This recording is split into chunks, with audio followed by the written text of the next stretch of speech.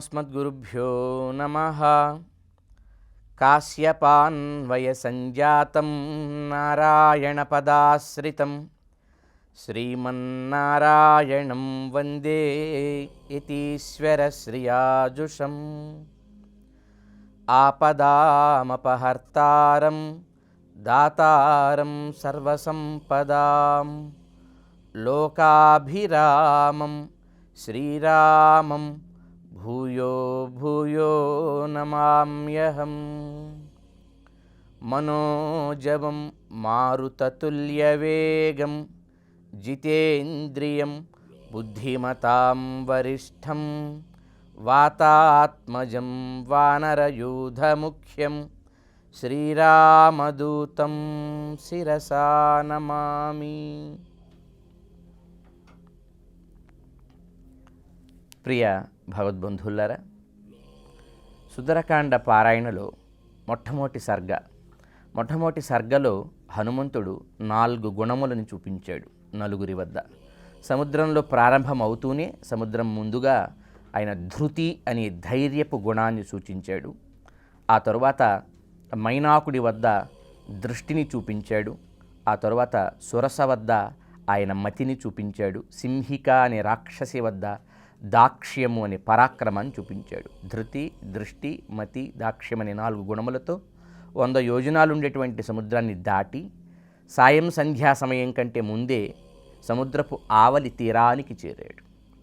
చేసి అక్కడ ఒక్కసారి చూస్తే త్రికూట శిఖరం అనే ఒక మహాపర్వతం, 3 శిఖరముల యొక్క కలయికతో ఉన్నటువంటి ఉత్తుంగమైన ఒక పర్వతం చూశాడు. గగన గర్భంలోకి చేరినట్టుంది ఆ పర్వతం.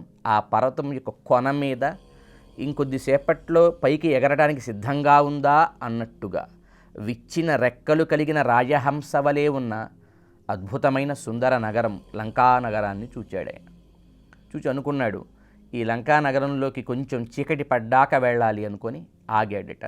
అయితే వాల్మీకి భగవానుడు రామాయణాన్ని చాలా విలక్షణంగా రచించాడు.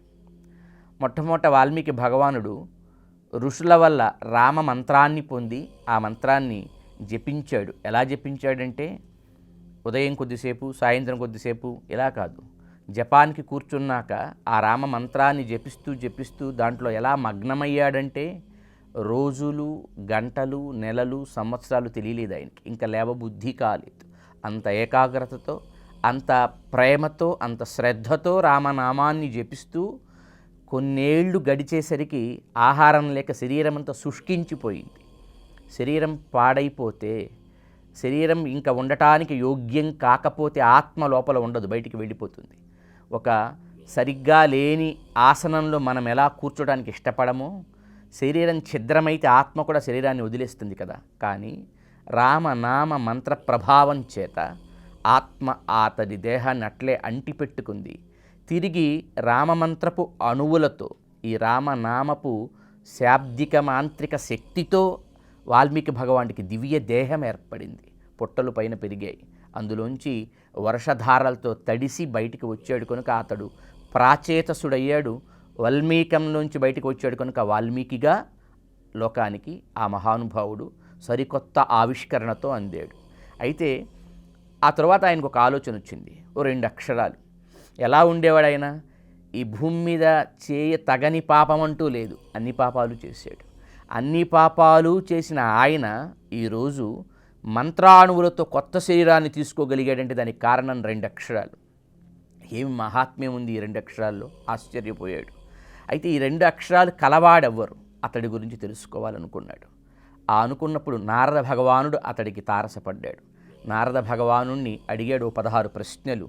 కోన్వస్మిన్ సాంప్రతం లోకే గుణవాన్ కశ్చ వీర్యవాన్ ధర్మజ్ఞశ్చ కృతజ్ఞశ్చ సత్యవాక్యో దృఢవ్రతః చారిత్రేణ చ కో యుక్తః సర్వభూతేషు కో హితః విద్వాన్ కః కస్సమర్థశ్చ కశ్చైక ప్రియదర్శనః ఆత్మవాన్ కో చితక్రోధో కోనసూయకః కస్య బిభ్యతి దేవాశ్చ జాత రోషస్య సంయుగే యదదిచ్ఛామ్యహం శ్రోతుం పరం కౌతూహలం హిమే అంటూ 16 లక్షణాలు అడిగి నారద మహర్షి, ఈ 16 లక్షణాలు కలిగినటువంటి మనిషి ఎవరన్నా ఈ భూమి మీద ఉన్నారా? ఇప్పుడు సాంప్రతం ఇహలోకి, ఇప్పుడు ఈ కాలంలో ఈ లోకంలో ఎవరన్నా అట్లాంటి మనిషి ఉన్నాడా చెప్పమని అడిగాడు.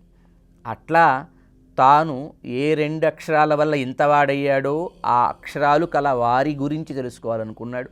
నారద భగవానుడు 100 శ్లోకాల్లో సంపూర్ణంగా రామ వైభవాన్ని వాల్మీకి భగవానుడికి అందించాడు. అంటే మొట్టమొదట ఒకరికి చెప్పాలి లేదా లోకానికి అందించాలి అనే మాటని ముందు తాను ఆచరించాలి కదా, తాను అనుభూతి చెందాలి కదా. ఏ విషయాన్ని తాను నమ్మడో, ఏ విషయాన్ని తాను ఆచరించడో, ఏ విషయాన్ని కేవలం ఇతరుల కోసం మాత్రమే చెబుతాడో ఆ విషయం ఎప్పుడు ప్రభావహీనమైనదిగా, శక్తిహీనమైనదిగా ఉంటుంది. దాంట్లో సంపూర్ణత్వం ఉండదు ఇప్పుడు. అందుకే వాల్మీకి భగవానుణ్ణి బ్రహ్మదేవుడు ఎట్లా తయారు చేశాడంటే ముందు రామ మంత్రం యొక్క శక్తి ఏంటో స్వయంగా తానే చూశాడు. దానికి నిదర్శనం తానే. దానికి ఒక బెస్ట్ ఎగ్జాంపుల్ రామ మంత్రం ప్రభావానికి వాల్మీకి భగవానుడే. కిరాతకుడుగా, బోయవాడుగా, తప్పొప్పుల తేడాలు తెలియకుండా తోచిందేదో చేస్తూ, దోషాలు చేస్తూ, పాపాలు చేస్తూ సంచరిస్తున్న ఆయన సప్తఋషుల యొక్క ఉపదేశం చేత రామమంత్రాన్ని పొంది ఈరోజు ఎంత గొప్పవాడయ్యాడంటే ఆయన దివ్యమంగళ తనువంతా కూడా రామనామంతో తయారైంది. అలా అయ్యాడు ఆయన.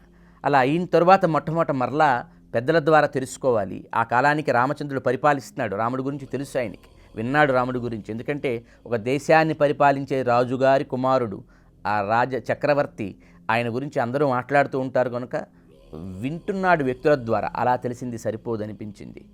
త్రిలోక సంచారి, దివ్య జ్ఞాన సంపన్నుడు అయినటువంటి నారద మహర్షి దగ్గర మరలా స్పష్టంగా అడిగి ఆ 16 గుణాలు కలిగిన వ్యక్తి ఎవరన్నా ఉన్నారా అంటూ అడిగాడు. ఉన్నారయ్యా, ఈ గుణాలు 1-2 ఉండటమే చాలా కష్టం, ఇన్ని ఒకళ్ళు ఉండటం ఇంకా అసాధ్యం, కానీ ఒక్కరిలో ఉన్నాయి. ఇక్ష్వాకు వంశ ప్రభవో రామో నామ జనైశ్రుత. అతడు ఇక్ష్వాకు వంశంలో పుట్టాడయా, రాముడు అని పిలువబడతాడు. రమయతీతి రామ అంటే రమింపచేస్తాడు. గుణాల చేత, రూపం చేత, సకల విధముల సౌందర్య, సౌశీల్య, సౌలభ్యాది సకల గుణ సంపద చేత, సముదాయం చేత అందరినీ ఆనందింపచేయువాడెవరో అతడు రాముడు.